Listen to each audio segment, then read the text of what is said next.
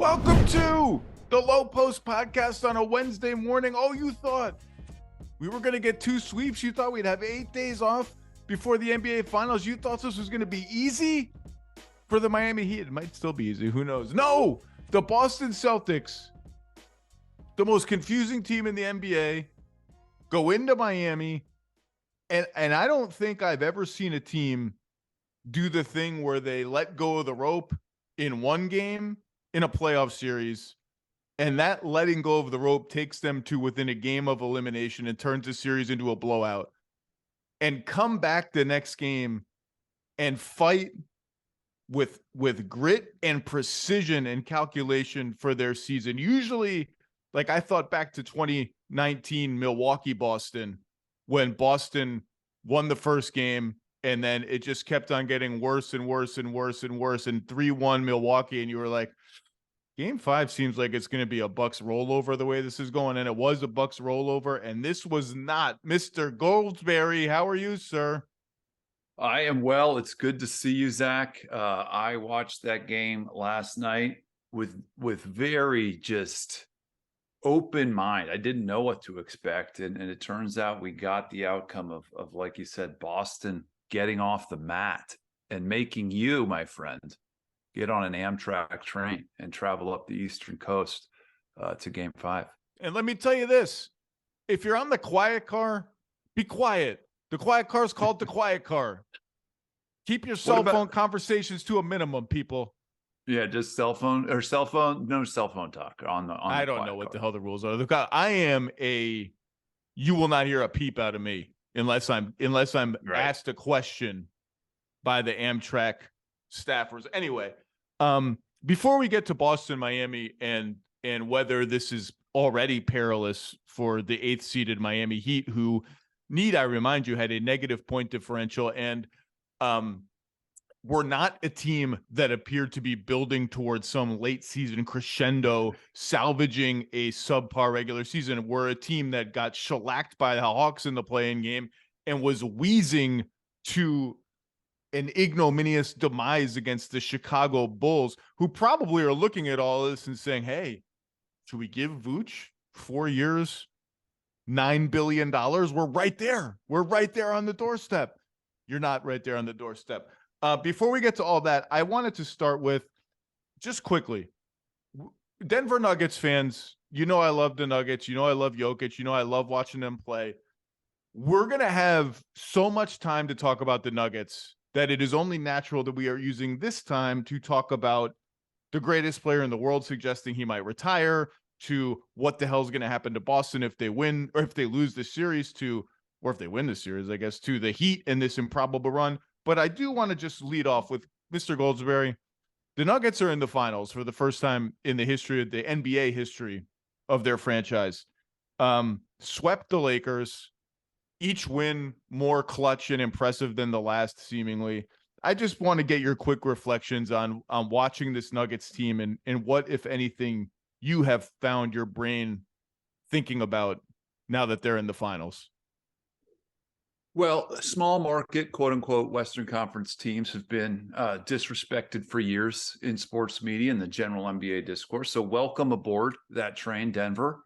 You are being overlooked, but you have international stars that tend to get overlooked as well. Welcome aboard that train. But Nikola Jokic does look like the best player in the world. I was not one of those people who was saying that. I was always a Giannis guy over the last few years. And Jamal Murray. So the combination, Zach, here's what I'd ask you. The combination of Jamal Murray and Nikola Jokic, the best duo in postseason history since... I don't know what the answer to that is, but that's where my brain has been going. But like a 50, 40, 90 split on 30 points. That's what Jamal just did. And then obviously Jokic getting a triple-double with 30 points and doing everything. I don't know of a better 1-2 combination that I've seen in the postseason in a very long time. Well, I was going to say, I might have to pump the brakes on your, maybe cut the brakes, veer you off into the sandbags on the side of the road that are there for runaway trucks.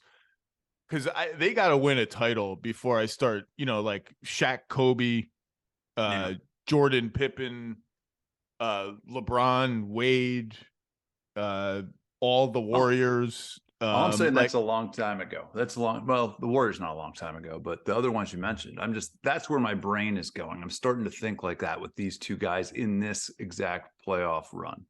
Here's where my brain is going.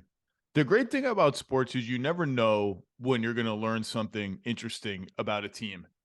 And I think back to the end of the 17-18 regular season. It was a season that started off disappointingly for the Nuggets. They had signed Paul Millsap in free agency. They were all in on Jokic. It was Jamal Murray's second season.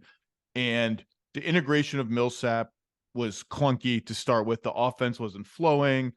They kind of just were They were a 500 team for 70 games. But they were still mathematically in the race for number 8. And they had made a big deal of like, our goal is to make number 8. And in the last, let's say, 2 weeks of the season, they essentially had to win out to have any chance at number 8. And I think they won 6 or 7 in a row to end that season. A lot of them against good competition. They did not 1, 2, 3 Cancun. They did not have half an eye on their summer plans. They went all in, won every game, and forced the winner take all for the 8th seed season finale in Minnesota, which they lost in overtime to the Minnesota team that had Jimmy Butler on it. And Jokic went bananas in that game and nearly carried them to a win. And sometimes, you have a tendency to look away at the end of the regular season, even to a team that's like, what chance do they really have at forcing this one game winner take all thing? Kind of like Phoenix in the bubble. Like, what chance do they really have at trying to get into the playoffs? They're so far behind. And you look at them and you're like, oh, there's a toughness here. There's a determination here. There's a will here that is interesting. Next year, not only do they make the playoffs, they get to the second round of the playoffs and they lose in Game 7 at home to Portland. CJ McCollum carries the Blazers over the finish line. Dame is totally gassed. Portland, to their credit, finds a way to win. Heartbreaker for Denver. That's 18-19, 19-20 bubble. Weird season, bubble. Sure. Kind of like the Nuggets run to the conference finals kind of was a little bit dismissed. Like a lot of the runs in the bubbles were. Sure. In the bubble were dismissed. Humiliated the Clippers in 7 games, coming back from 3-1, had come back from 3-1 against Utah in the first round. And I think the double 3-1 comeback is part of the reason that people didn't quite know what to make of that. Were those collapses by the other teams? Or they comebacks by Denver? The first 3 or 4 games of that Utah series, like they couldn't get any stops. Were those more indicative of what the Nuggets were? People kind of didn't know. Those were real to me. Like I remember writing a preview of Game 7 of Clippers Nuggets, and I knew that all of the discourse was about the Clippers and how disastrous this would be for the Clippers in the first year of Kawhi and PG to blow a 3-1 lead when they were just loaded for bear that season. And I made my preview about the Nuggets instead, and about building from that game in 2018 against Minnesota to that game in Game 7. And of course, they obliterate the Clippers in Game 7. Flash forward to the next year, out of the bubble, in comes Aaron Gordon. They look just utterly dominant. Jamal Murray gets hurt at the end of the season, and they go through this 2-year waiting period, and they're off over here to the side. People kind of just, it's Jokic MVP. Like, that's awesome. Look, he's carrying these guys, couple MVPs. To their credit, they win a round in 2022 or 2021 rather, before losing to Phoenix in the second round in a sweep that was not great, but they won a playoff round. So without Murray, it's a big deal. The next year they lose to the Warriors in the first round. The Warriors end up winning the title. They're off to the side. We haven't seen the real Nuggets. Now we see the real Nuggets, and boy, are they real. And they're here, and their time is now. And that 2-year period was part interruption and part continued growth, particularly of Jokic, part tweaking of the roster in preparation for this year, for this playoff run with the Bruce Browns and KCPs, the guards who enable more defensive flexibility, more 3-and-D stuff, all the more Aaron Gordon integration with Jokic, all of it peaking now. That's a 5-year arc. It's so cool to see a 5-year arc like that. That makes sense narratively. It's almost like back in the 80s when teams had to lose and lose and lose and like get around further every year, get around further. The Bulls got to get by the Pistons. The Pistons got to get by the Celtics. It's not quite that direct one-on-one rivalry with anybody in the West, but I think it's a cool, when you really zoom out and look at it, it's a cool half-decade arc that their time is now, their time is here, and they're waiting in the finals, and I think they're going to be favored. I think no matter who gets out of it, even if Boston somehow pulls this off and the Celtics have home court advantage, that's my brain on Denver. Yeah, they cook their own food in an era of super teams and quick fixes. Like you said, a 5-year arc, a lot like sort of the Boston Celtics or the Heat to some degree. But, I think that's interesting. One thing I would add is they've always broken down. I stole this from you back in the day, my dude. I believe it was you. A lot of us use it now. You got to be a top 10 defense to win the NBA title. It's some sort of rule. It's some sort of law. They look like they're going to be the first team to really violate that rule in a long time. I've been really skeptical of them even in this last few years because their playoff defense hasn't been very good. I think they ranked 12th, and 16th in the last 3 tournaments. Here, they're first in offense. They have the best net rating, and that defense isn't great, but it's gone from bad to sort of average. I think they're 8th in the tournament right now. I like that you call it the tournament. I heard someone of these announcers say that, and I was like, oh, that does sound kind of cool, But anyway, Zach, I wanted to get your thoughts on that just briefly. That law that I think you brought it into me. Well, maybe Sports Illustrated era, Zach. Yeah, we're talking now 13, 12 years ago. I wrote a piece back then about how an elite defense was a slightly better predictor of championship equity than an elite offense. And in the last 10 or 12 years, that has flipped a little bit, and it's more skewed tiny bit toward elite offenses being in reality, you have to be good at everything. This is the highest stage of the league. But the model for the Nuggets was always the 2017 Cavs, I thought, who were just a dynamite gangbusters offensive team and like a good enough defensive team. And in a normal NBA season with a normal landscape of teams that did not include a salary cap spike enabled Kevin Durant to the Warriors transaction, that team, I think, would have won the title. And they're all very confident that they would have won the title. And I've been thinking about that team a lot because of LeBron this week, hinting that he might maybe possibly consider for a second retirement, and getting all the sort of LeBron thoughts in my brain in order, and the 4-6 or whatever his record in the finals. That's going to always be the sort of thing held against him in the Jordan comparison, and how the Durant thing really sort of changed. Like that would look different had the Durant thing not happened, but it happened. But I don't want to talk about that. I want to talk about Celtics Heat. Yeah. I will open the floor to you. What did you see last night from Boston and or from Miami that should give the people any belief that the Celtics could break the 150 team losing streak of teams that are down 0-3 in series? And I'm not asking that question facetiously. I'm asking you for real. What did you see that seems sustainable? I would say the headline is the Celtics look like the Celtics. For the first time in this series, they played great defense. They made their 3-point shots, and this guy named Jason Tatum was visible down the stretch. I expected all of those things to be true coming into these conference finals, but it took Boston until Game 4 to manifest their normal identity. And let me say this. Let me get the people excited. Given these teams' regular season profiles, if there was ever, Zach Lowe, to be a 3-0 comeback in this league, this would be a pretty good candidate for 3 reasons from what I saw last night. First, an 8 seed had the 3-0 lead on a 2 seed. The 2 seed is healthier than the 8 seed, and there is some crazy shooting luck that helps explain why Miami had that 3-0 lead. That went away in Game 4 as well. Now, I'm not saying Boston will do this, but what I am saying is, to be crystal clear, if I ever had to bet on a team down 3-1 in a 7-gamer, this would be a tempting candidate. Remember, Boston ranks second in both offense and defense. That's juggernaut stuff. Those teams usually win it all.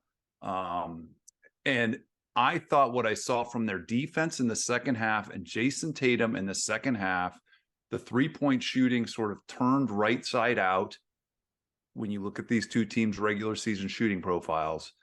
So for me, it was almost like that's the kind of game I predicted at the beginning of the series. That's how I thought Boston would win. Assert themselves on D, make more threes, have a great scorer down the stretch.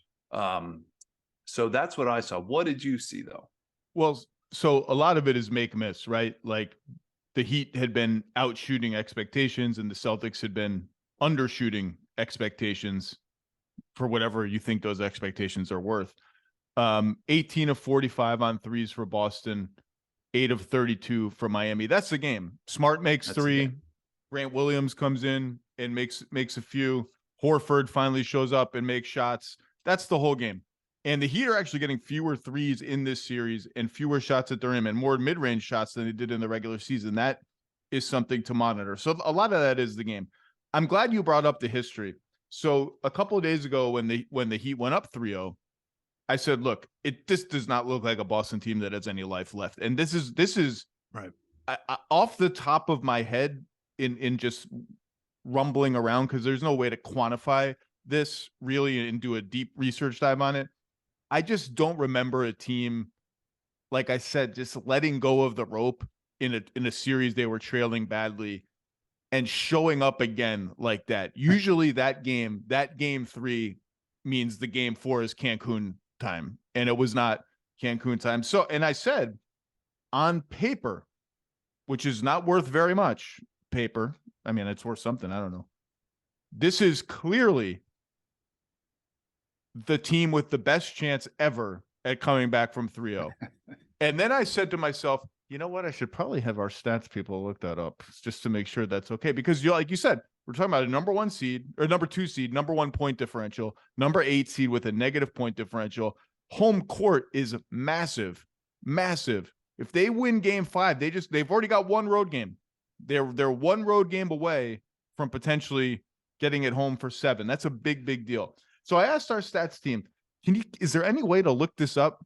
Like whether this is true? So here's what they did. They found me every instance of any playoff series in which a top 2 seed was down 3-0 and went through them.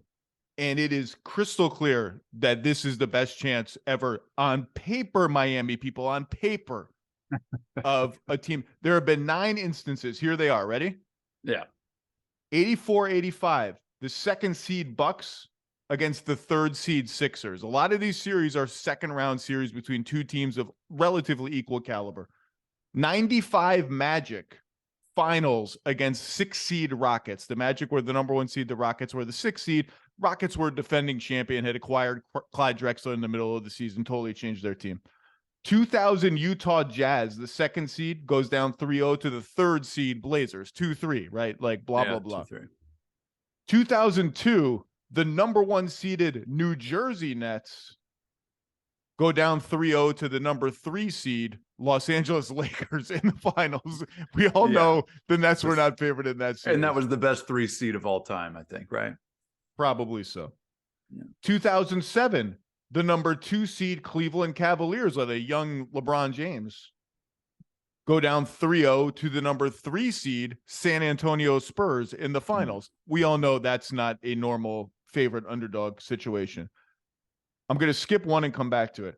2011, the number 2 seed Lakers go down 3-0 to the number 3 seed Mavericks, the eventual champions in the second round, get swept again, 2-3. 2018, the number 1 seed Toronto Raptors go down 3-0 to the number 4 seed Cleveland Cavaliers with LeBron James. We know right. It was LeBronto for a while there in those series. And then in the bubble, the 1 seed Bucks play the 5 seed Heat and go down 3-0. And that's the bubble. And Giannis got injured in the middle of that series. The one I skipped is the one that I found myself actually thinking about in the last couple of days. 2010, the number 2 seed Orlando Magic go down 3-0 in the conference finals against the 4 seed Boston Celtics. And I thought of that series not because I think it's comparable at all. You go through, those are the only 9. That's it. There has never been a series like this where a team of Boston's caliber is down 3-0 to a team of Miami's caliber, right. resume based. If you want to say this Miami team has become a completely different animal, that's fine. You're probably right. I thought about that 2010 Boston-Orlando series only because it was 3-0 Boston, and Orlando had home court. And Orlando won game 4 in Boston, and it was 3-1. And right away, you just looked at the roadmap of the series back there and were like, ooh, this could get spicy pretty fast. They won game 5 in Orlando to make it 3-2, something very few teams in the 3-0 hole have ever done. And it was back to Boston for game 6. And all of a sudden, that game 6 with the KG, Ray, Pierce team trying to get back to the finals after the KG injury the previous year, they're older, they're tougher, they're just not quite as good, but they have a mental toughness finding a way. All of a sudden, from 3-0 to 3-2, that game 6 in Boston felt like all the pressure was on the Celtics. It felt like a must win, because you lose that game, you're going down to Orlando for game 7 with the weight of all the world on you. And that's just a series I thought about, because Boston's going home for game 5. If they win that game, that's what that game 6 in Miami is going to feel like for the Heat. And that's the power of home court advantage. Like, I'm not saying Boston is doing this. And in fact, part of the punishment for frittering away games 1 and 2 at home, or letting Miami really seize them from you with just bad end game execution, all the stuff that has plagued Boston for years now, is your margin for error is now nothing. Like, we can sit here and say on paper, and you win game 5 at home, and they'll be favorites in here, and they have game 7, blah, blah, blah. Your margin for error is nothing. You are one Max Strus 7 for 10 from 3 game away from going home. You have no margin for an outlier, good on their end or bad on your end. So there's still obviously massive underdogs to do this, but I just thought the history was interesting. Yeah, and we zeroed in on the same concept. If ever a team was going to do this through the logs of NBA history, hey, this is the best bet. It's not a good bet necessarily. It's the best bet, though. I think you mentioned like the weight of the world with that Celtics Magic series. I feel like that's something that's already transferred here, and it might be too late. But yeah, if Boston wins game 5, and one of the things that's interesting about the Celtics is that, they're now 10-11 at home. The home court advantage that we associate with that building is somehow depleted over the last few years. The Celtics are the only team in NBA postseason history to have an under 500 record over a 2 postseason span at home, with a minimum of 15 home games. So it's not that Boston that I grew up going to, covering the league and just being really intimidated. Those Heat games where LeBron had a hard time, even though they were a better team. Those are the ones I'll always think back to. But yeah, I think the weight of the world shifts to Jimmy Butler and Eric Spoelstra's shoulders if they win that game 5, like you're saying, and setting up a game 6 in Miami, where the Heat have played really well until game 4 of this series, all playoffs long. So I think it comes down to game 5. And there's 2 things I'm looking at aside from the shooting, which I want to talk about a little bit more. Jaylen Brown's offense and Jason Tatum's defense have to get better for the Celtics to reassert themselves at home in game 5. And if both of those things happen, I think we're going to be talking about history if there's a game 6, talking about it again, not projecting it. So you mentioned the shooting. I said 8 of 32 Heat threes. I thought particularly in the first quarter, Boston had some defensive hiccups chasing their shooters around, and the Heat missed 3 or 4 good threes. You're not going to make all of them. You make 2 of them, the game starts to feel a little different. They missed them. And after that, I thought Boston's defense was pretty clean the rest of the game. Just fewer of those hiccups that have marked their bad performances, miscommunications, blowing switches, just going under screens against guys you can't go under screens against. All that kind of went away.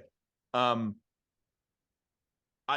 difference I really noticed from Boston was in their passing. I thought it was their best passing game of the series. And I thought schematically they made a very clear emphasis on when Zeller or Bam blitz the pick and roll and they put 2 on the ball against Tatum, we're not going to drive into the teeth of that blitz because Bam's going to snatch the ball from us. we're not going to lob this lollipop into Rob Williams at the foul line and ask him to make a play in space, which he's okay at, but not great at. We're going to have a guy ready on the wing next to you as an outlet right away. That trap comes, boom, hit that guy on the wing. Sometimes it was Jaylen Brown in the corner if the first pick and roll was on the sideline, and just hit him for the sake of hitting him. Just hit him for the sake of keeping the ball moving and making Miami's defense execute 4 and 5 rotations in a possession. It was a clear plan of just release valve passing, get the ball moving, play kind of like Miami plays, just movement for the sake of movement for the sake of, let's see what happens if we make them do 3 or 4 different things at a fast pace. Maybe they'll make a mistake. And it wasn't anything fancy, but that release valve pass was there, and I thought it worked, and it got Boston into gear, and it got them some good looks that sustained them until the thing that they just really need, and the way they won Game 6 in Philly, Game 7 against Philly, was Tatum just making Tatum shots. And he hunted the Gabe Vincent mismatch much more than he had in the previous games and just shot over him. And that's what great players do. And the Celtics, if they're going to actually pull this off, or extend it to 6, whatever, they're going to need Jason Tatum and Jaylen Brown too, although he looks kind of shaky on offense. They're just going to need him to make shots like that he hadn't been making in the first 3 games. But I thought their process was, with intentionality, much better and much more team oriented than it had been in the previous couple of games. The passing thing is huge. I did a piece on quote unquote quantifying heat culture last week. A lot of that coming from the hustle stats, but largely, Zach, they're really good at deflecting passes and turning those into live ball turnovers and getting loose balls. These guys are built for that. Tatum, I want to come back to something you just said. Like, Jimmy Butler on Jason Tatum is not a winning matchup for the Boston Celtics. And they have to find ways to get Jason Tatum on Caleb Martin, on Max Strus, on Gabe Vincent. I have some numbers to back it up. Start with Jimmy, who is acting as his primary defender. According to Second Spectrum, Tatum is 6 of 17 this whole series. That's his primary defender, with Jimmy Butler as the closest defender. That's not good. That field goal percentage of 35 is not a winning number. He's shooting over 50% against Caleb Martin on 23 attempts, over 50% against Max Strus on just 11, but over 50% against Gabe Vincent. Much more efficient offense. You said it yourself. They need to hunt those mismatches because he can't get going with Butler. Like, that's the wrong thread to pull on in these half-court offense sets. And to me, he's the only All-NBA player in the series, and he didn't play like it through 3 games. And again, first team. Okay, I was gonna say Jimmy Butler might come through your laptop and punch you in the face just upon you uttering that sentence. Watch out. Thank you for correcting me. And so I think getting Jason Tatum going against these secondary defensive options is a huge thing for Joe Mazzulla and that half-court offense to figure out. And no disrespect to the great Jimmy Butler or Jaylen Brown, who's second team, right? So this is particularly important to me, Zach, to watch for another reason, because I don't know if Jaylen Brown's hand is hurt or what, but I had this stat for you. He's made 7 of his 37 jump shots in this series. That's 19%. That's like Josh Smith stuff.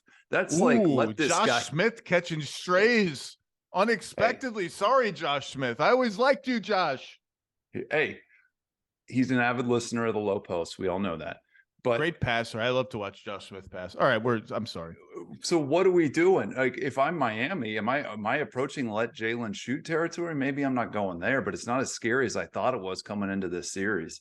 Again, that just puts extra burden on Jason Tatum getting going on offense in a world where Jaylen is either hurt or just really cold with his shot. So I think that you brought that up, and I'm glad you did. How do the Celtics continue to get Jason Tatum against these secondary defenders in the half court? Well, and the guy they targeted early in every game and are targeting early in every game is Love, who's guarding Horford because they don't want him on any of the Celtics perimeter players. And if the Celtics continue to start small, with Horford as the only big and Derek White in the starting five, which that lineup is actually +9 in the series. So I would expect them, I guess, to continue doing it. That's the primary reason, is because it's hard for Love defensively. And so one of the things I'm wondering is, should the Heat either start Caleb Martin or just play Caleb Martin more? Love is -1 for the series.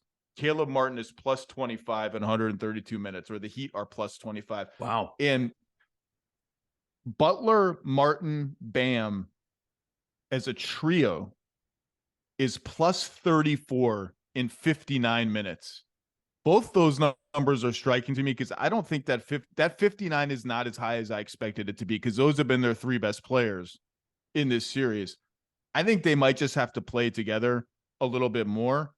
I also would expect, like, the Heat watched the film and saw that the Celtics were prepared for them to put 2 on the ball and blitz and how they passed out of it.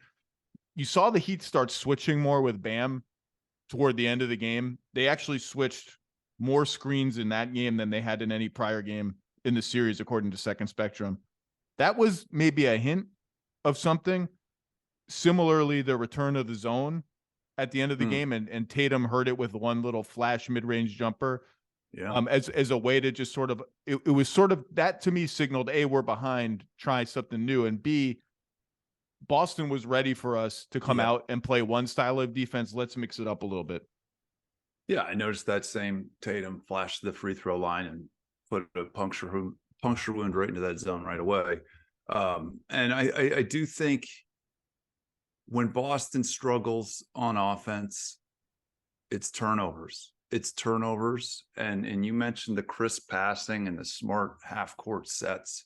And when Miami is thriving on defense, they're forcing those exact turnovers. So that's an indicator species in this weird Eastern Conference Finals ecosystem for me to watch going forward. The other one, I want to come back to this, is the 3-point shooting. I have another sort of dumb guy stat here, but Boston is now 9-2 when they make 12 3-pointers, and they're 0-6 when they don't. And last night they made 18. In the first 3 games, I think they averaged 10.3 made threes. They lost all 3 of those games, obviously. But that's more of a dumb guy stat, because, again, I think it points to clean looks for the role players, and the role players knocking them down. So I picked apart Jason Tatum and Jaylen Brown a little bit, but the Al Horford threes that they lived on all season, Marcus Smart hitting one.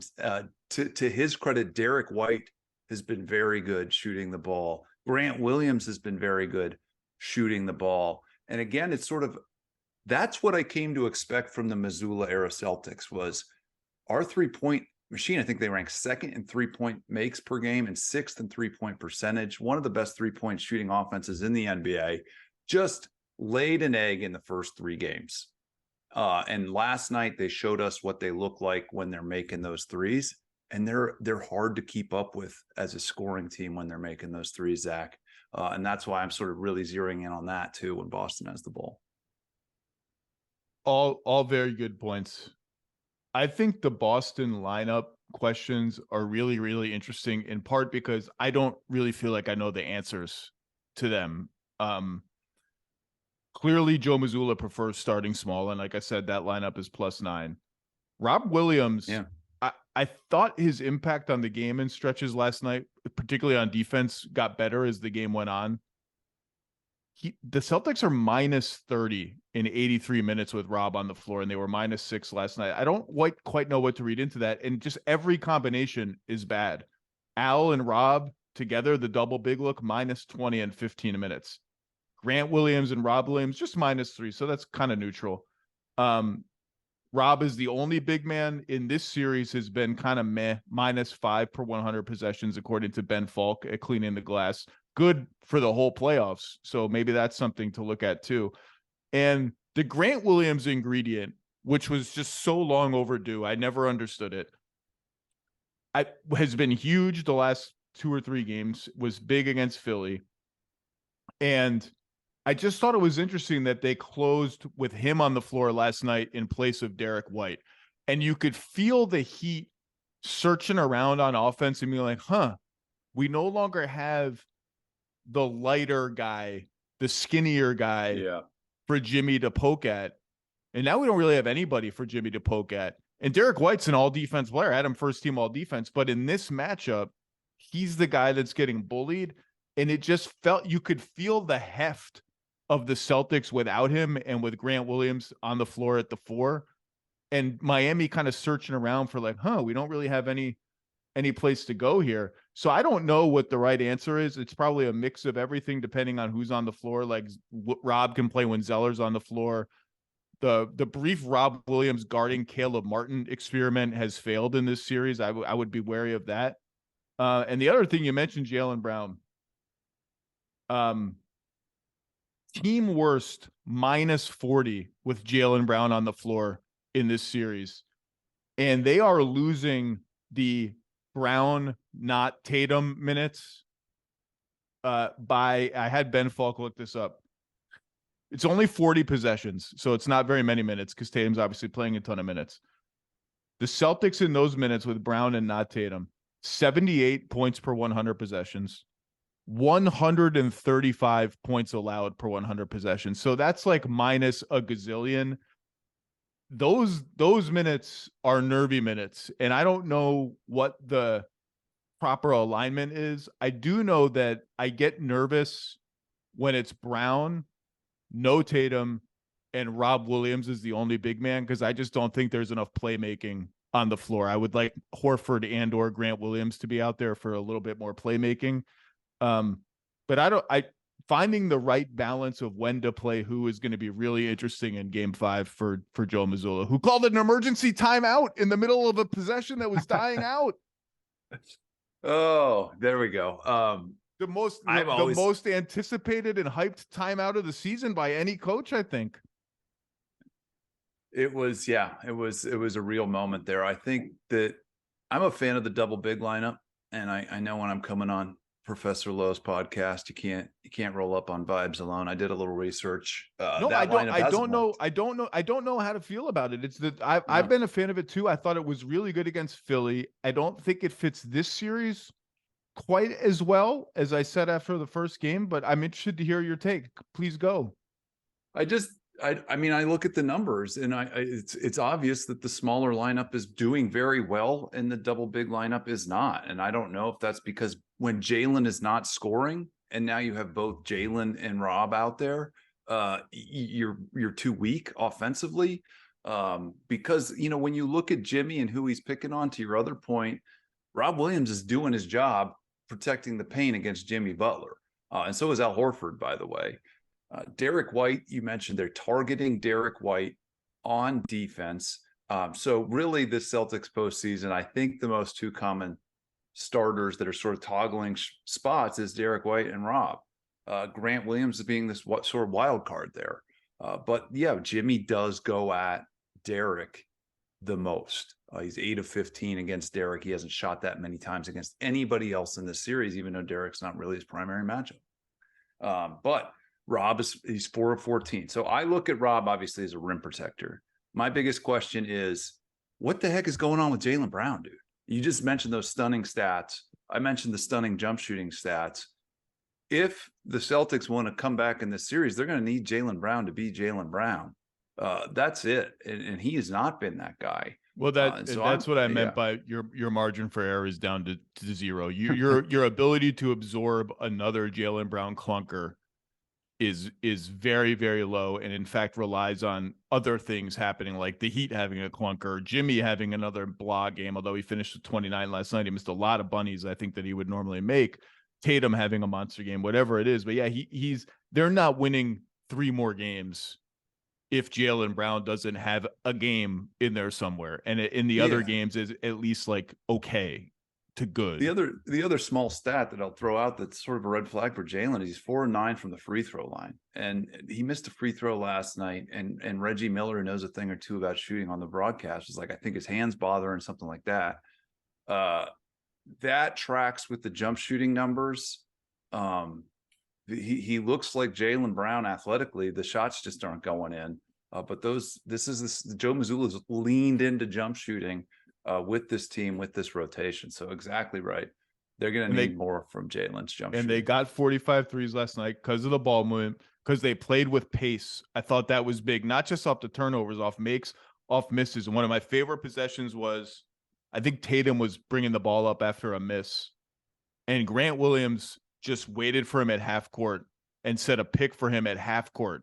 And he didn't see it coming. Caleb Martin got stuck on the pick, and the chain reaction from that led to someone else getting an open three. I thought their pace was snappy. Their variety was snappy, and they're going to need to play like that. Like, the Heat will not allow for anything less. The Heat will not allow for a C+. Oh, we kind of lost our plot on offense for a quarter and a half. Maybe we can get it back in the fourth quarter. Oh, we made 10 defensive mistakes, just sloppy miscommunications, but we'll get it. Well, that's all right. We're the Celtics. Like, the Heat are not allowing for that. And the being down 3-0 and now 3-1 doesn't allow for that either. And I thought they hit a lot of the right buttons on offense and kept hitting them. Didn't stop pressing them. Didn't forget they were there. Kept hitting them. And if they keep doing that, you're not always going to make shots, but if they keep hitting the right buttons, they got a chance to win game 5, obviously. And if you win game 5, you're in the game now. Like then it's just everything comes down to that game 6. Just keep pressing the right buttons. If they throw the joystick in the garbage and forget that the buttons are there, the Heat are going to go to Boston and win game 5 and go to the finals. Yeah. And for me, there is a good trend, again, to alarm the Heat fans. The Celtics are getting more and more threes as this series continues to go. And I think they had their series high 45 3-point attempts last night. Forget the makes. Like, they're feeling good about getting those shots. And this team is very difficult to beat when they get those shots, because generally speaking, they make them at a high rate. Again, they rank 2nd in the league in 3-pointers made and 6th in the league in 3-point percentage. A lot of volume and efficiency. If they get going at home, that's a win for them from the 3-point line. But from Miami's perspective, they're going to need another dud from the 3-point line. Game 1, 10 threes, game 2, 10 threes, game 3, 11 made threes for Boston. They need another one of those, and the series is over. There's no room for error. But how do you do that? And I think what we've seen some of the defenses against the Boston Celtics do over the last few years is, force them to beat you inside the arc. And we've seen the Warriors do that. We've seen the Sixers even try to do that to a degree. Can Miami win one of these games with a defensive adjustment? I don't know. Last question. Many are aware that you spent several seasons with the San Antonio Spurs. Yeah. Without naming names, what's the first phone call you had post the Spurs winning the lottery with anybody from that organization? Was it just someone screaming into the phone incoherently? I mean, they're getting Wembanyama, man. Like, that's like, I just need to know, because you still got a lot of friends there. I just need to know, was someone weeping? I just remember, like, when Croatia made its run to the World Cup final in 2018.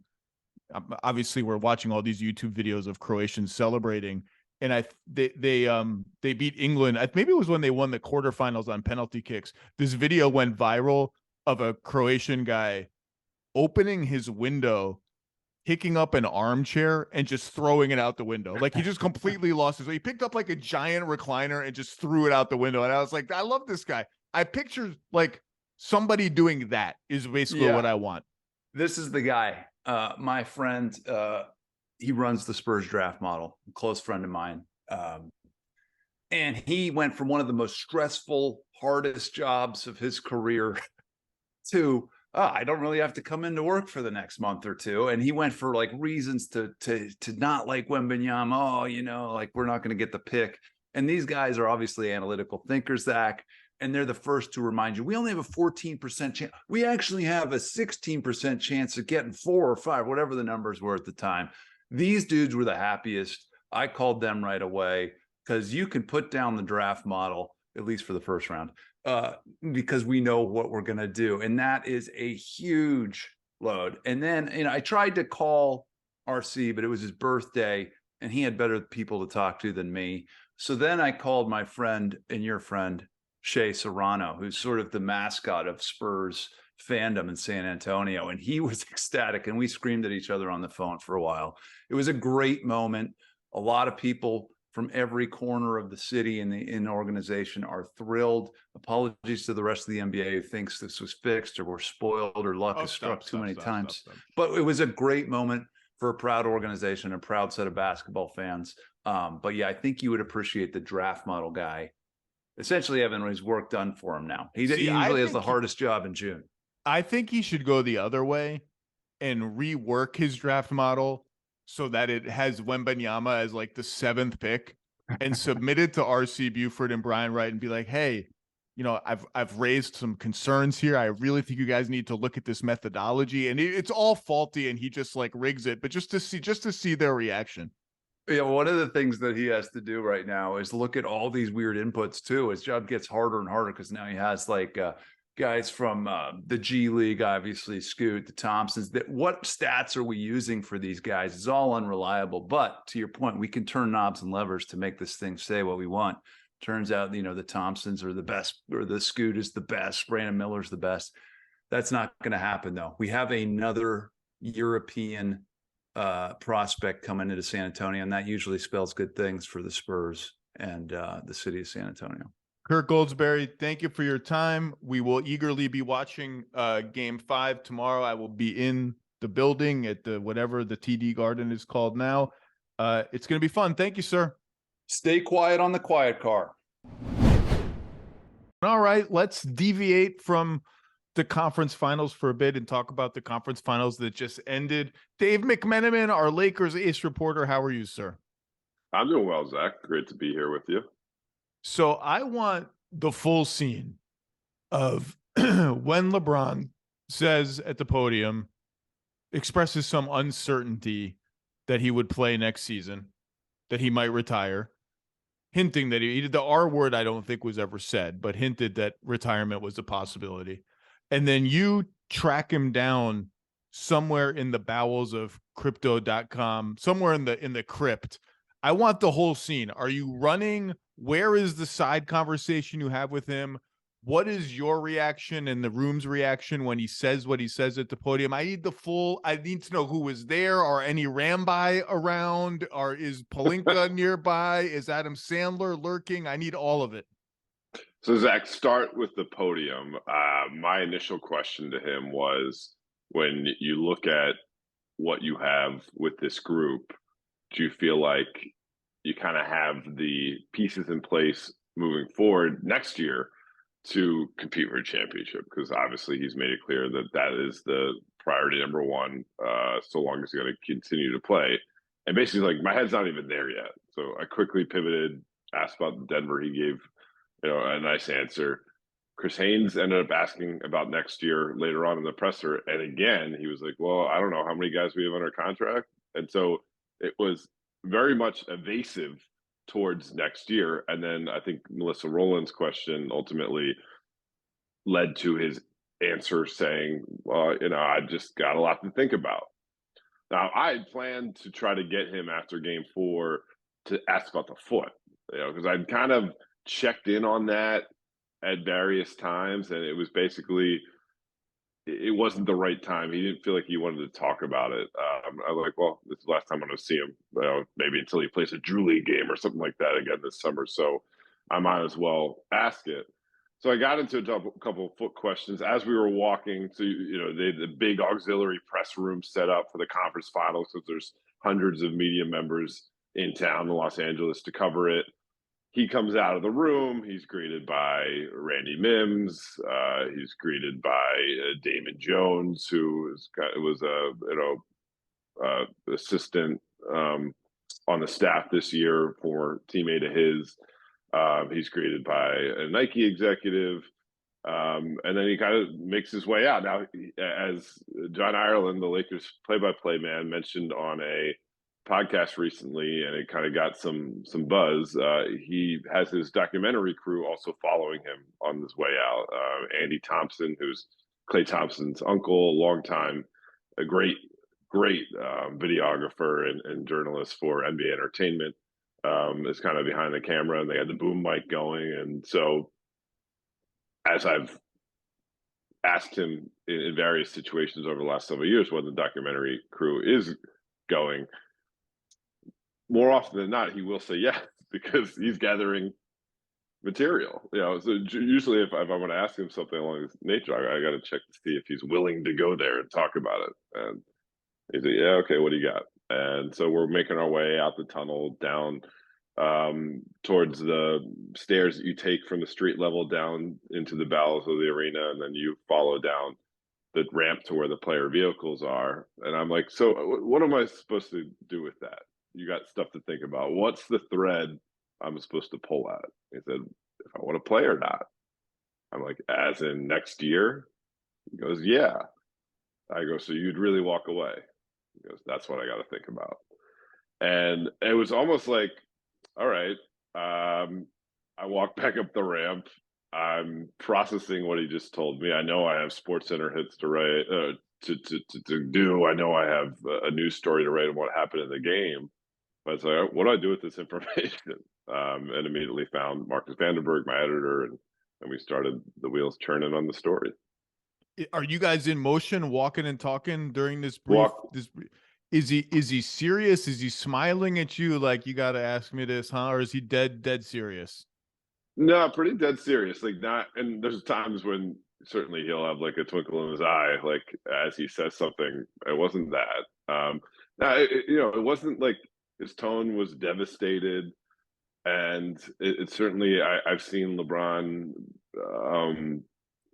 drop hints or drop information, knowing how the wheels of the media machine works, hoping where it goes places. It didn't feel like that either.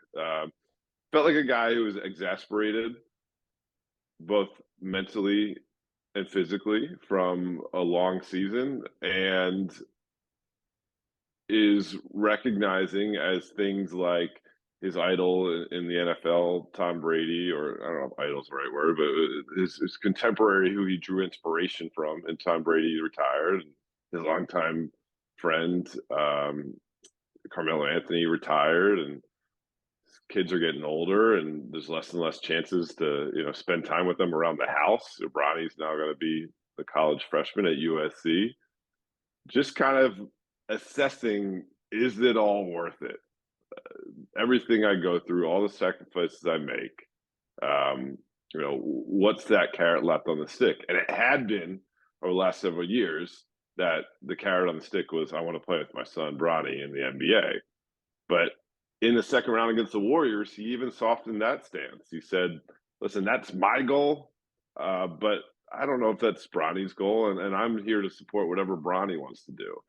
And so I think it's very natural. Now, I actually was almost surprised that it took till year 20 till we have these conversations, because think of NFL quarterbacks, think of, obviously I'm a Syracuse alum, and Coach Boeheim retired this year. And for years, that was the annual conversation. Phil Jackson, I covered him late in his career. It was almost an annual conversation. Will he want to come back again? I'm surprised that it took to this moment where we open up the door for that LeBron conversation. Yeah. I mean, he's played 20 seasons. I mean, this is the dialogue about LeBron for a lot of these playoffs, including here, although I hope reasonably, was, how he's got to parcel out like the full throttle, paint, bully ball, freight train LeBron. Like, he can't do that every quarter, every game, every possession anymore. And there's always these demands in the game, like, why isn't he going in the paint more? Why isn't he going in the paint more? And that's why. I mean, he is 20 seasons in. He's within 600 minutes of passing Kareem for the most minutes ever played regular season and playoffs combined. So if he comes back, he's going to pass him within half a season, as playing more minutes of NBA basketball than any human has ever played. He is the leader in postseason minutes by a mile.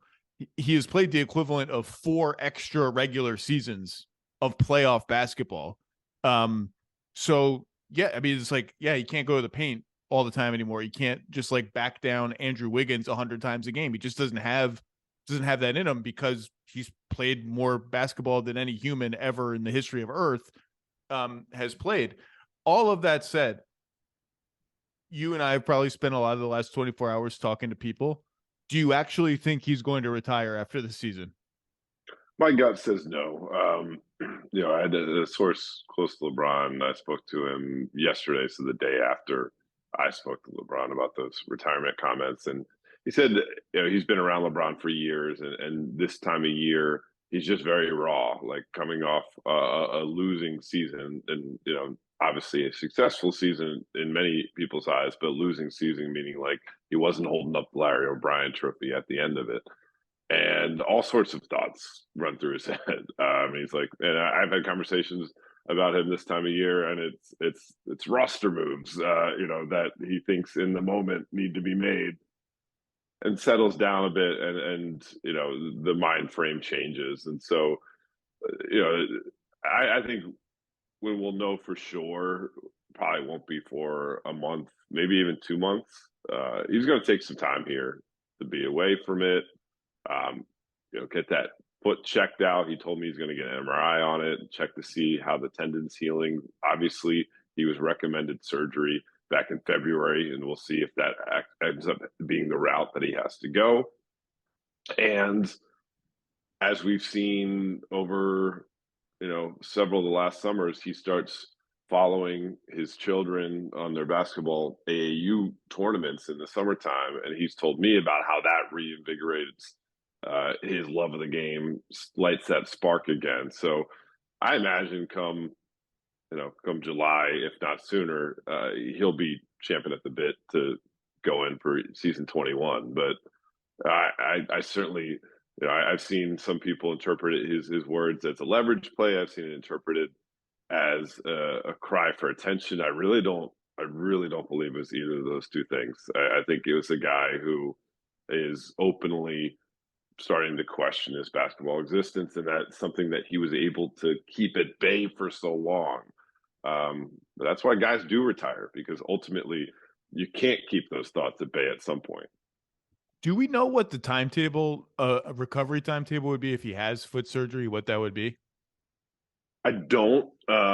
Back in February, it was suggested that, if he got it done, it'd be, very dicey whether he'd be able to return in time for the playoffs or not. So I think you're probably looking at a couple months in range.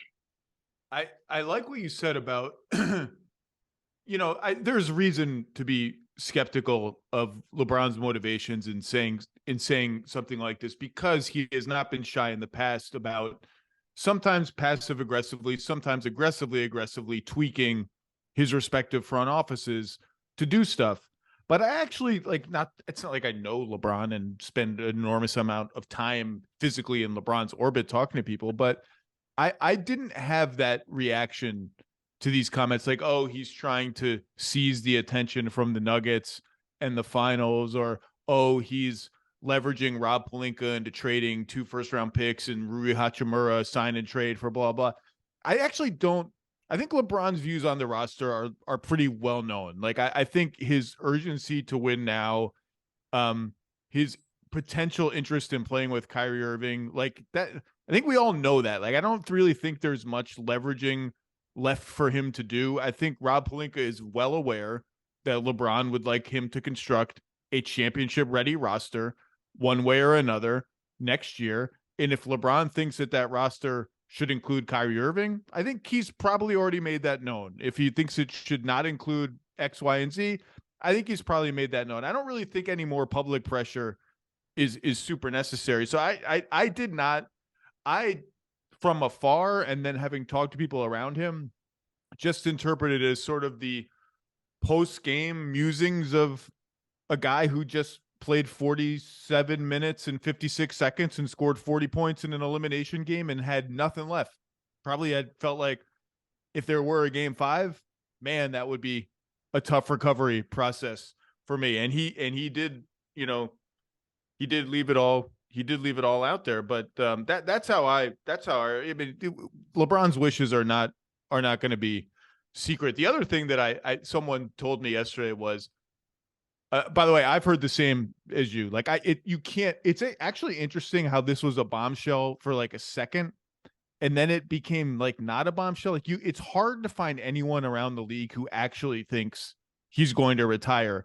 I did have one person tell me that if they had won the title this year, it wouldn't have surprised him if LeBron had just decided, I'm going out on top. That's it for me. Bye.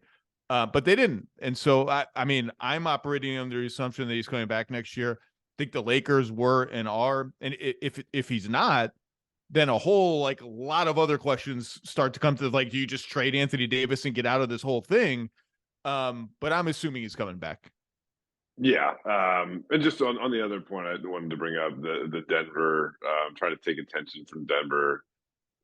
He went above and beyond, in my estimation, in praising Denver in the Game 4 post game. And I've been at the finale of countless playoff series LeBron is involved with, whether he lost to the team or beat the team. And there are many instances where he showers praise and gives respect, and there's other times when he just keeps it moving. He stopped in the moment. He literally tipped his cap to Denver, took off his uninterrupted hat and to show respect, said that team was, in his estimation, the best team that him and Anthony Davis have faced in their 4 years together as teammates with the Lakers. So I just wanted to put a point on that it wasn't, in my estimation, about trying to take attention or credit or anything away from the Denver Nuggets. He also has never been shy about tweaking a team that he feels was beneath his team after elimination, most famously the Raptors, when he said, yeah, I've been in adverse situations before. That wasn't one of them. That was an all-time, like, whoa, like you kind of didn't notice it at first how bad of a dig it was at the poor Raptors. The Raptors didn't ask to run into the LeBron train every year. They're just trying to build a nice basketball team in Canada. Let's talk about the Lakers' future. They made the conference finals. This year was a success. Like it was a success based on where they started. It was a success even based on where they ended the regular season. To get to the conference finals, they beat the Grizzlies. And I know the Grizzlies were missing players and going through some turmoil, but they beat them. They beat the Warriors, who won the championship last year. Like, those are quality series wins. I don't think, and going into the offseason, LeBron, Davis, Reeves is coming back by hook or by crook. And if you end up going a little bit into the tax to build this next version of the team, there's no point in having LeBron James on your team if you're not willing to go a little bit into the tax. If that's what it ends up being, it might actually be hard for them to do that. LeBron, Davis, Reeves. And then from there, I think they have some decisions to make. But I don't think, like, if they're healthy and they build it out the right way, look, they're not going to be favorites in the West next year. The Nuggets are not going anywhere, but the Suns are not going anywhere. We have to see how they build out their team. And you just go up and down the standings, like Memphis, turmoil, Kings, good. Let's see how much better they get. Clippers, I don't even have to say what the question about the Clippers is. Warriors, run it back. What does that look like? I'm just going straight down the standings. Mm-hmm. Timberwolves, okay.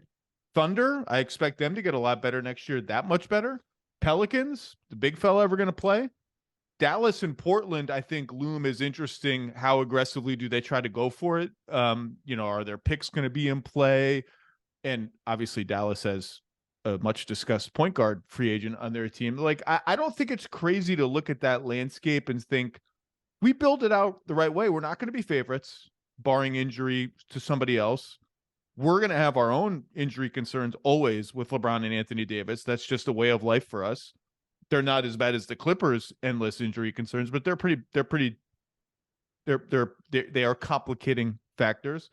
But hey, we got enough goods to make a run to give ourselves a shot. You're in the conference finals against the Denver Nuggets. All 4 of the games were close. Didn't win any of them, but they were all close. Not like they were like outclassed by a mile as a team. I think they have their pick this year. They have a 2029 pick to trade. They have potential cap room, although it's really Hachimura or cap room. That's really the choice. They have some optionality.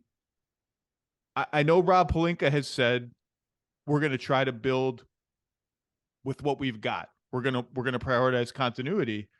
I've interpreted that as his wishes are, we want to bring back Reeves, and his cap hold is so low that that's a no-brainer. His cap hold's low. You save him for last. You have a lot of room if you renounce Hachimura and you renounce Russell. Now, to me, I just don't. D'Angelo Russell is take it or leave it to me. I'm not prioritizing him. I understand I need ball handling around LeBron.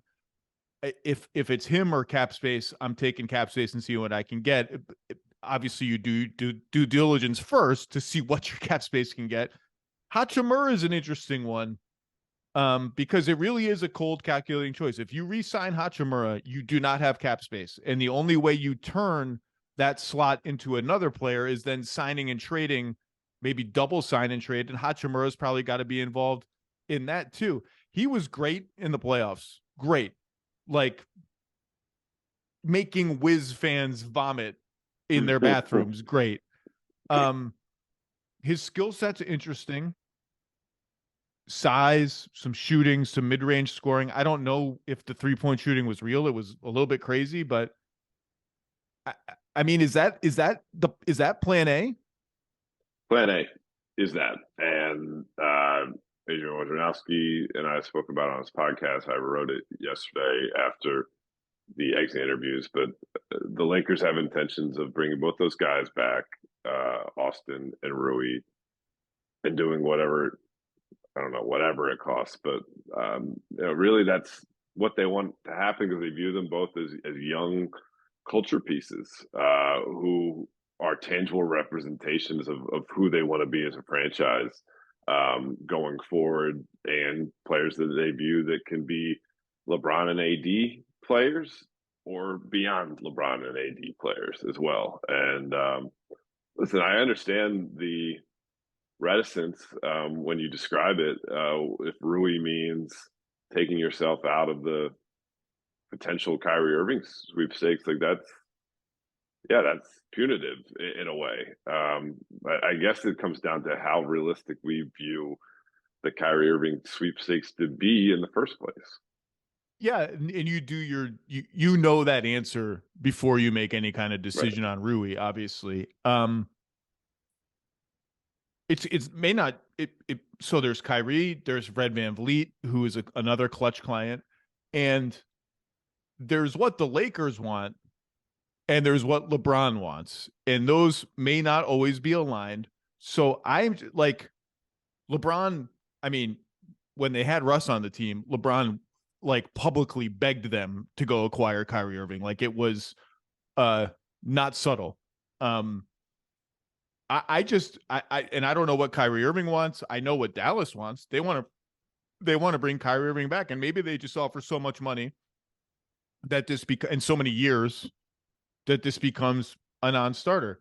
But I do think, like, I don't know what LeBron wants. I don't know what LeBron's team wants, but I don't get the sense that that side of the equation has shut the door on a Kyrie Irving pursuit, at least like not signing, but at least like investigating the possibility of it.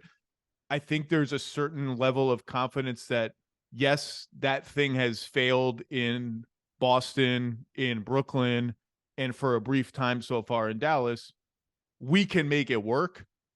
And to me, it's only like I've been team. When Dallas traded for Kyrie, I was like, I'm just out. I'm out. Like I wouldn't have him on my team.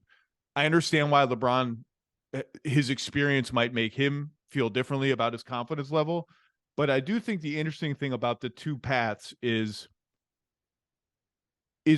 Reeves and whatever I can get on the point guard market for the minimum, Schroeder, whoever the next guy is that enough ball handling around LeBron? Like if all we're talking about right now is LeBron can't do it every possession, AD doesn't have like a lot of enough self-creation to his game as much as people dream of him maybe becoming an Embiid or a Jokic type of just give me the ball, let me create a shot. That's just not who he is.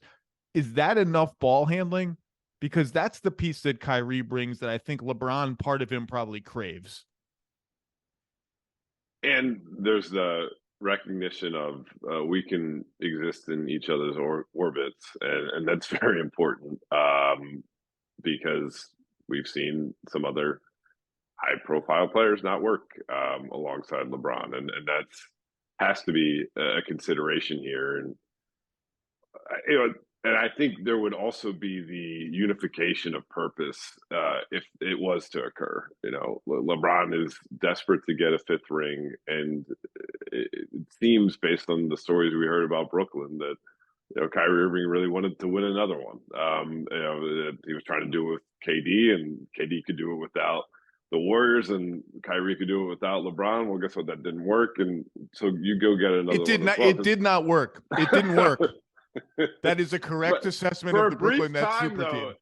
For a brief time, it was the best offensive team in NBA history, as you have so often reminded us. It was the best of times. Today. It was the worst of times. It was the age of belief. It was the age of incredulity. Tale of Two Cities. I'm quoting Tale of Two Cities. Somehow Kyrie has gotten me there.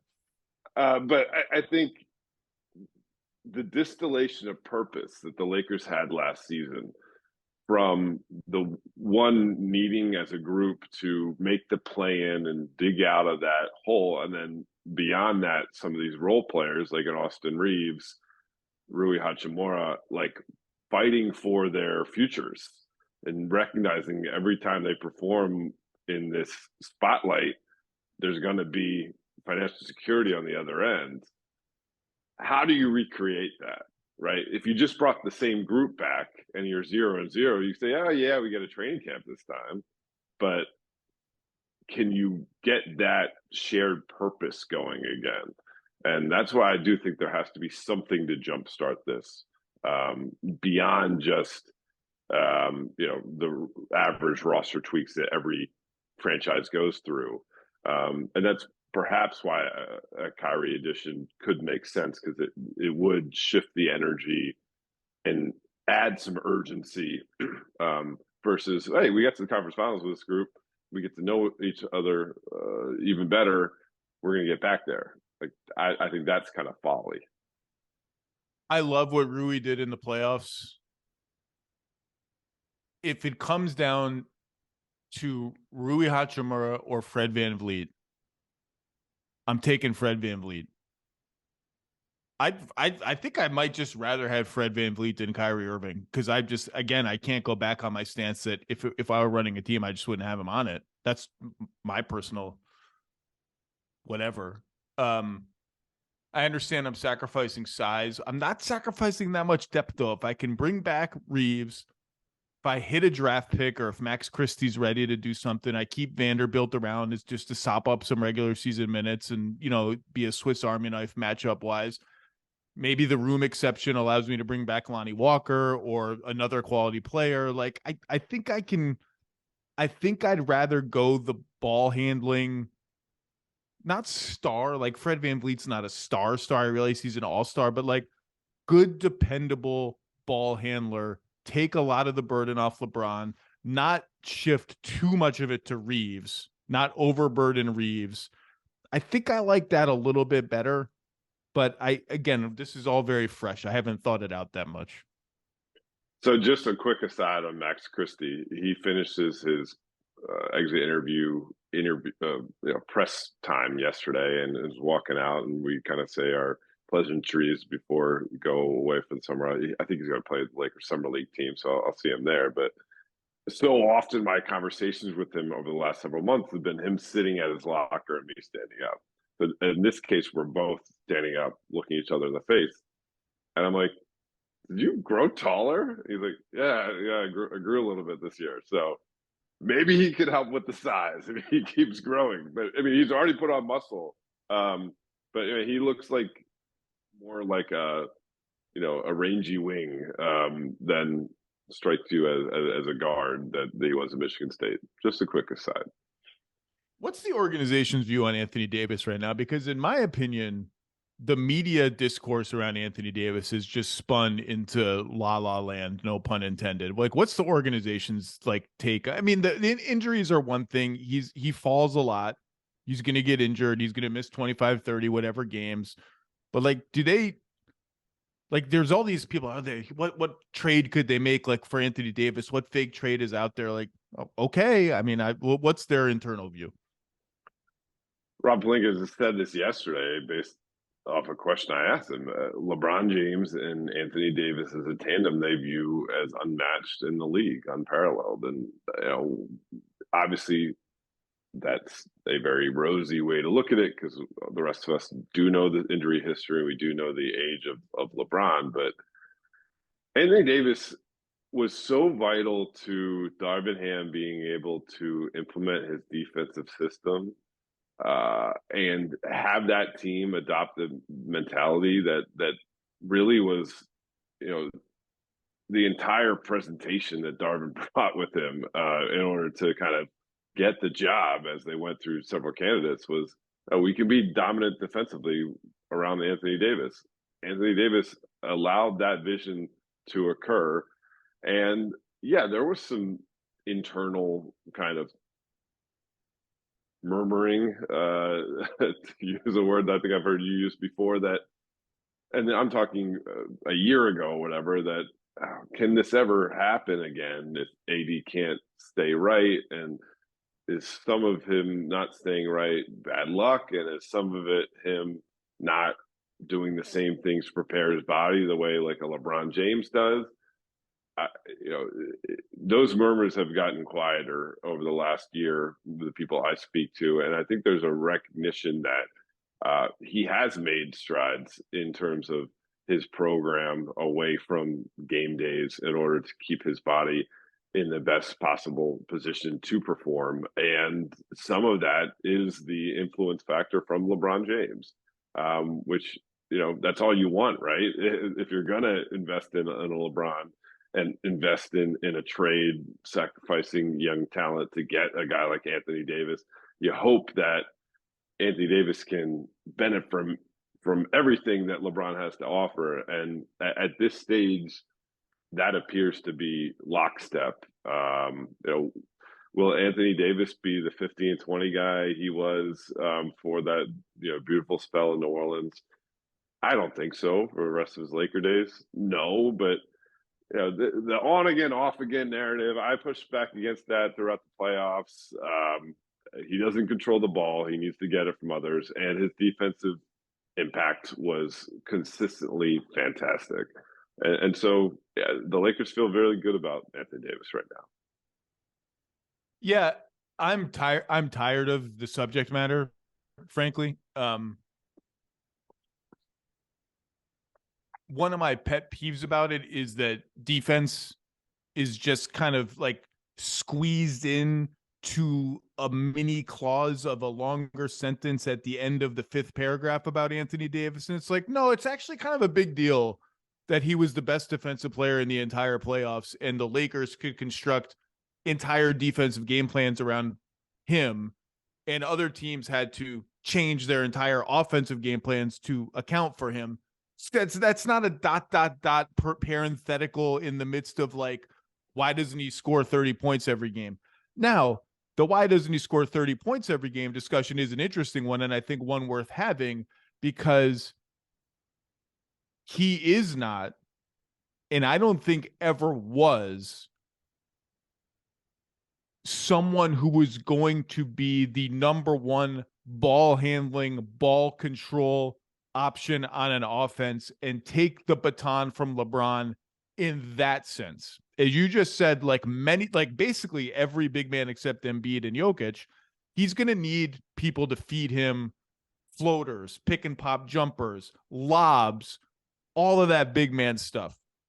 Would I like if someone with his level of feel and athleticism and speed had developed a more reliable face-up game, something that I can bank on, a well I can go down more often than they can with AD? Sure, I would. It hasn't happened, so it's not going to happen, I don't think.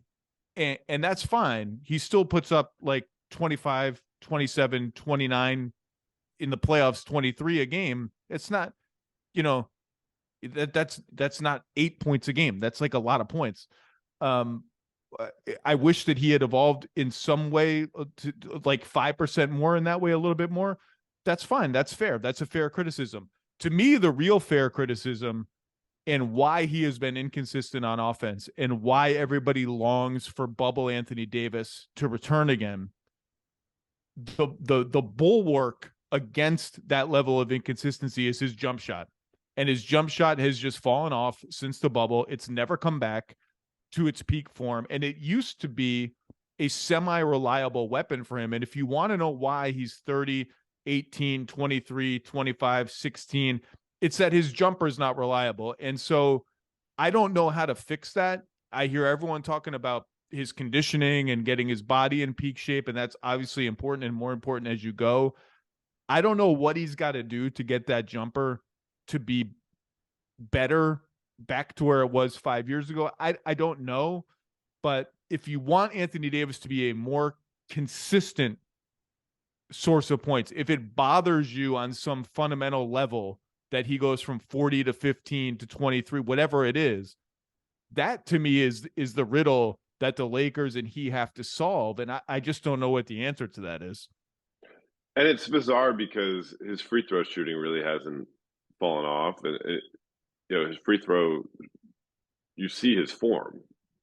He has a really nice shooting form. And you can extend that from 15 feet to the mid-range, and then you can get that Amari Stoudemire, Karl Malone, Patrick Ewing, extend your career from the mid-range game thing. The three would be nice, and we saw it obviously in the bubble and prior to that. I wish I had a explanation for it because it doesn't make sense to me. Even in that Denver game 2, he hits the corner three. The next two looks might have been as open or even better. Misses the one from the top of the key, misses another one from the corner. There has to be some level of, because he's missed so many at this point, that there's a mental block that he has to get through as well. That's my theory there. He's never told me that, but because the form still looks good, like it's not like, and it doesn't change from the free throw to the three. So there has to be some level of, he doesn't believe he's going to make it when he lets it go, and confidence is the biggest X factor in the NBA. Well, and I actually think he has a face-up game, and not just like in the post or the triple threat position, but a face-up game that I think he doesn't utilize enough. And I don't know if it's the Lakers or him, but like he can bring the ball up the floor, rake and take. He can run like an occasional pick and roll. Like I would try to do that 5 or 6 times a game. Like just give him the ball and see what happens. And sometimes he's not going to look like super graceful doing it, but he can do it. And he's fast and athletic. And I think maybe if the jumper never comes back to where it was, or back to where you're saying maybe it could be, maybe that's another ingredient to tap into. It doesn't look like classic big man center self-creation or whatever, but it's something. I think it's fair to nitpick like he's never become X, Y, and Z. And I think there was a hope early in his career that he could develop that kind of one-on-one, really deep fountain of moves and stuff.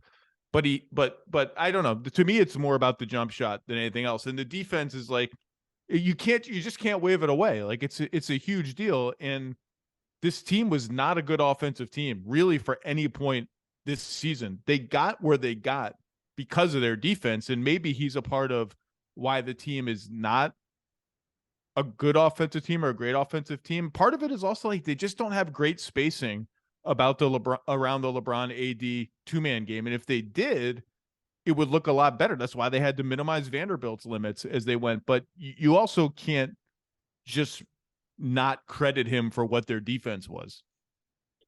Yeah, and there's one more point on his offense. The face-up game, you did see it some, where he would get the ball in the foul line extended and kind of be able to survey things, face up, use his pivot foot. But I know, I don't know if this was the first coach to exploit that, but I know from that point on, other coaches did as well. Ty Lue started throwing doubles in that Clippers game where they beat the Lakers on the second half of back-to-back after they played the Jazz in an overtime win, whenever AD would catch it. And it kind of showed other teams that if AD is going to play that way and doesn't have quick decision making, you can really disrupt the Lakers offense by doubling him in that moment. And it led to turnovers. It led offensive fouls sometimes, trying to split the double. It led to just, poor spacing, bad rhythm. And so if he is going to adopt that as part of his offensive package moving forward, and of course, I think it would benefit the Lakers to diversify him more so. Part of it's got to be the quick decision making. Agreed.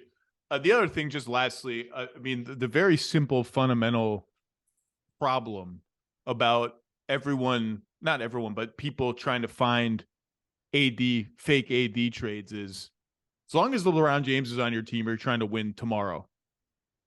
If you're trading Anthony Davis, you're going to trade him to a team that's trying to win the next game, that's trying to win right now, because no team that's in a rebuild mode is trading for Anthony Davis. So teams trading with each other on the same timetable is a tricky thing to do, particularly the better the player gets. The other thing is, if you trade Anthony Davis, you're going to need a big man. You're going to need to find a good big man somewhere along the line, which means you're either trading him for a big man in a win now trade involving players at the same position, which is very rare, or you have to concoct a multi-trade scenario where you trade AD for X and somehow acquire another big man from over here. Like, these are very hard things to do, and it's much easier to just sort of rev up the trade machine than it is to actually find something that works in real life. So my assumption is we will see the new big three in LA of LeBron, AD, and Reeves surrounded by whatever they're surrounded by. Maybe it's a star, maybe it's not. But I think all in all, this has to count as a successful season for the Lakers, and maybe a very successful one. I know they got swept. I know they're gone. And LeBron dropped a little bit of a mini bombshell this week with you, but it kind of has, faded away a little bit. So Dave McMenamin, any parting thoughts before you turn your attention to teams who are not the Lakers? I guess I'll just say this, Lakers as an organization, it's all about 18th banner, and it's about championships, and LeBron has made it known that this is why he still plays the game. And I hope this doesn't sound like I'm advocating for participation trophies, but the version of Lakers life that this team was able to provide for everyone involved, for the front office, for the fans, for the players, for the coaches. Yeah, they came up 8 wins away from the title, but it's just a much better existence. So just be careful about shooting for the moon like they did with Russell Westbrook, and they put themselves in the basement. It's okay to have a really good team. And that's most teams around the NBA are just hoping to have that, and only one team's going to win it all. And certainly it should be on everyone's minds to get this team as good as possible. But I think they have the bones in place to be a really good team, and that will allow LeBron James to play meaningful basketball as his career continues, versus a guy like Kobe or many other stars we've seen the games at the end of their career. It's performance art because you're so far down the standings that it just becomes about, hey, I hope he can make a fadeaway tonight, and my team's going to beat his team by 20. Like right now they have a really good team, and hopefully they can continue just to be a really good team. If they become a great team, that's awesome. But being a really good team is a pretty good thing. Dave McMenamin, thank you for your outstanding work all year, and we will hear more from you soon. I'll see you soon, buddy. Yeah, it sounds good. Thanks, Zach.